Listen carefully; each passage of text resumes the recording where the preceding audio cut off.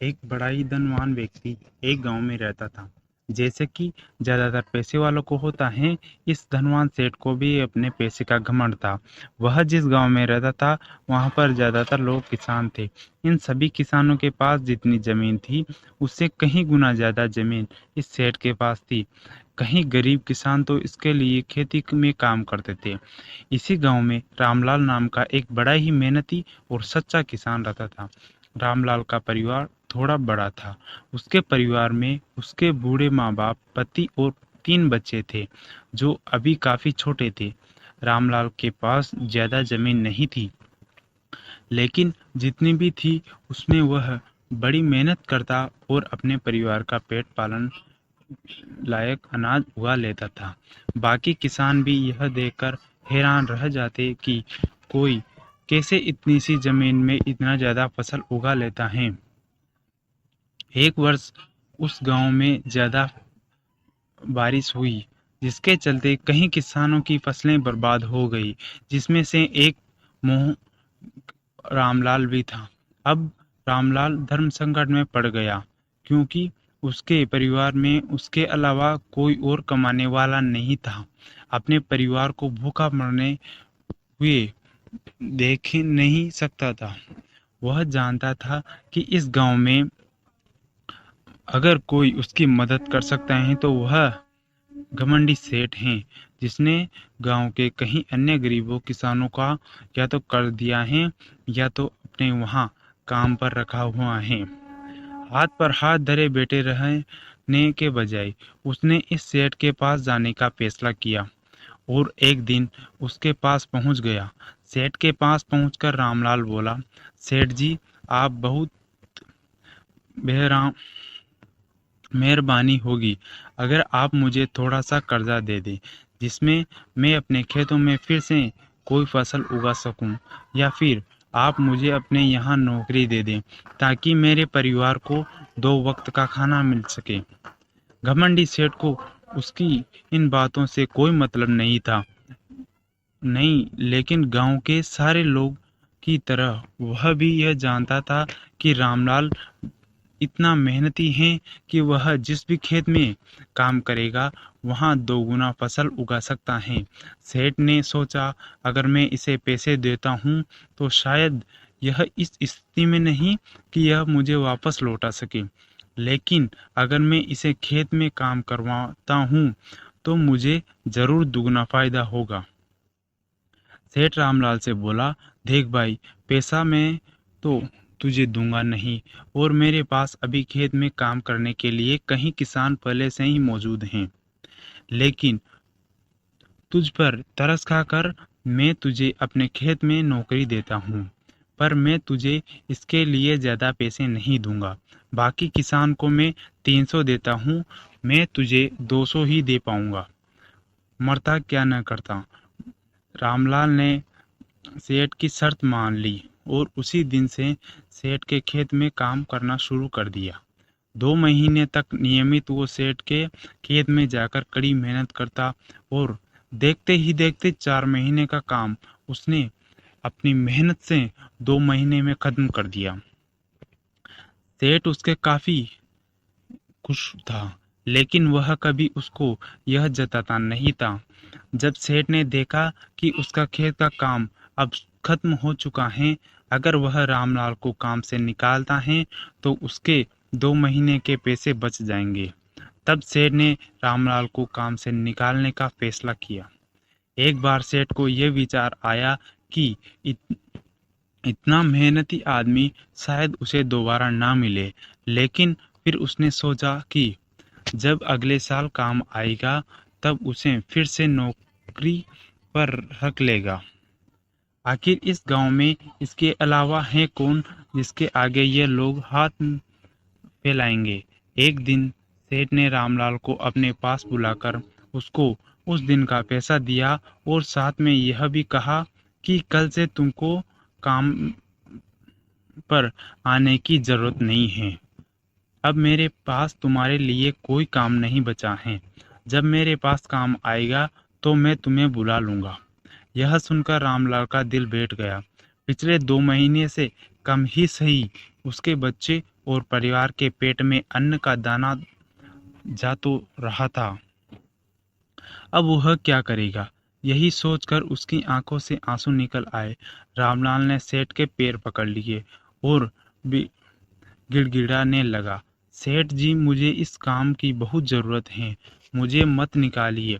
अपने मतलब से मतलब रखने वाला सेठ टस से मस न हुआ।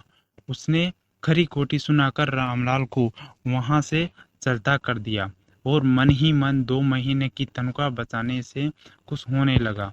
अगले दिन जब सेठ सवेरे उठा और अपने आंगन में आया तो उसने देखा कि रामलाल उसके आंगन में बैठा है। सेठ ने उसके पास बुलाकर पूछा कि क्या हुआ, तुम क्यों यहाँ पर बैठे हो? रामलाल बोला, सेठ जी, मुझे आपस काम में रख लीजिए।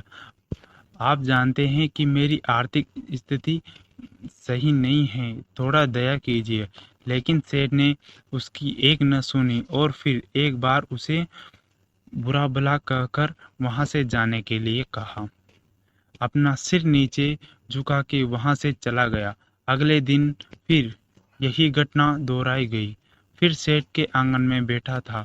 सेठ ने फिर उसको वहां से जाने के लिए कहा। यही घटना अगले कई दिनों तक चलती रही। अब तो रामलाल सेठ के हकालने पर भी वहां से नहीं जाता था और वहीं बैठा रहता था। एक बार सेठ ने उससे पूछ लिया, तुम कैसे आदमी हो? मैं तुम्हारे इतना अपमान करता हूँ, लेकिन तुम्हें कोई फर्क नहीं पड़ता। तब रामलाल ने सेठ से कहा, बुरा तो बहुत लगता है सेठ जी, लेकिन घर में जाता हूँ और भूख से बिलखते अपने माँ बाप और बच्चे को देखता हूँ, तब यह अपमान मुझे कुछ भी नहीं लगता। इतना सब कुछ होने के बाद भी सेठ का दिल जैसे पत्थर का बना हुआ था। उसने रामलाल को अभी तक काम पर नहीं रखा और ना ही उसको ऐसा करने का कोई इरादा था। एक दिन सेठ ने सोचा कि कुछ दिनों के लिए किसी और गांव चले जाता हूँ ताकि रामलाल से पीछा छुड़ा सकूं। अगले दिन रामलाल के आने से पहले सेठ परिवार को लेकर अपने किसी संबंधी के यहाँ चला गया और वहाँ 10 दिनों तक रहने के बाद फिर अपने गांव घर वापस लौटा। घर लौटते ही सेठ ने आसपास हर जगह नजर दौड़ाई तो पाया कि वहां पर अब रामलाल नहीं था।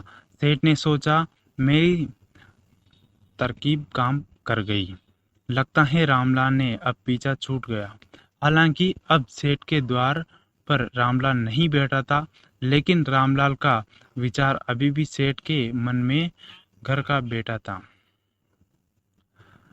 सेठ सोच रहा था, रामलाल इतना जल्दी हार मानने वाला आदमी तो नहीं है।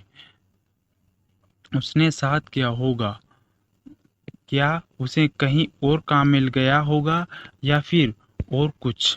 इन विचारों ने सेठ को बेचैन कर दिया और आखिरकार सेठ को रामलाल की खबर लेने के लिए गांव में जाना पड़ा।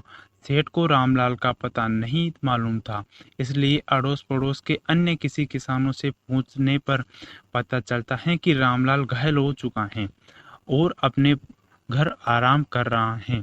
सेठ ने जब उसके घायल होने का कारण पूछा कारण तो लोगों पूछा तो सेठ को पता चला कि जब सेठ अपना घर छोड़कर किसी और गांव में गया, तब बंद घर देखकर कुछ चोर उसके यहाँ चोरी करने आए थे, जिनको रोकने की कोशिश करते हुए हाथापाई में रामलाल चोटिल हो गया था। यह सब जानने के बाद सेठ का पत्थर का दिल भी मोम की तरफ पिघल गया। सेठ को अपने किए पर पछतावा होने लगा। सेठ ने अपने आप को याद दिलाया कि कैसे उसने एक शरीफ आदमी और सच्चे आदमी को ज्यादा काम करवा कर भी उसको पूरा पैसा नहीं दिया और जिसके गले से लगाना चाहिए था उसे ठोकर मारकर भगाता रहा। सेठ रामलाल का घर का पता पूछकर उसके घर पहुंचा तो देखा कि रामलाल की घर की हालत बहुत खराब है। उसका परिवार भूख से बेहाल है और वह खुद अपने हाथ पैर पर चोट के साथ एक खाट में पड़ा हुआ है। यह दृश्य देख सेठ की आंखों से आंसू बह निकले। सेठ ने रामलाल से कहा के पास जाकर उससे सच्चे दिल से माफ़ी मांगी, उसको उसकी मेहनत के पैसे दिए, उसका इलाज करवाया और उसके हमेशा के लिए अपने यहाँ काम पर रख लिया। दोस्तों, इस खूबसूरत कहानी से हमें कई पाठ सीखने के लिए मिलते हैं। कहानी से सीख। पहला पाठ, अगर भगवान ने हमें दूसरों की बेहतर ज़िंदगी दी है तो हमें उसका फ़ायदा नहीं उठाना चाहिए और हो सके तो ज़रूरतमंदों की ज़िंदगी में भी सुधार करने की कोशिश करनी चाहिए। दूसरा पाठ, कठिन से कठिन समय में ईमानदारी और सच्चाई का साथ कभी नहीं छोड़ना चाहिए। यह मार्ग बड़ा कठिन है, लेकिन इसकी मंजिल तक आदमी ज़रूर पहुंचता है और उसका फल भी अच्छा होता है। तीसरा पाठ, जब तक हम अपने बारे में सोचना बंद नहीं करते, तब तक हम दूसरे के बारे में सोच नहीं सकते और उसको दर्द नहीं समझ सकते। किसी ने खूब कहा है, खुद के लिए जिया तो क्या जिया, दूसरों के लिए जीना ही जिंदगी है।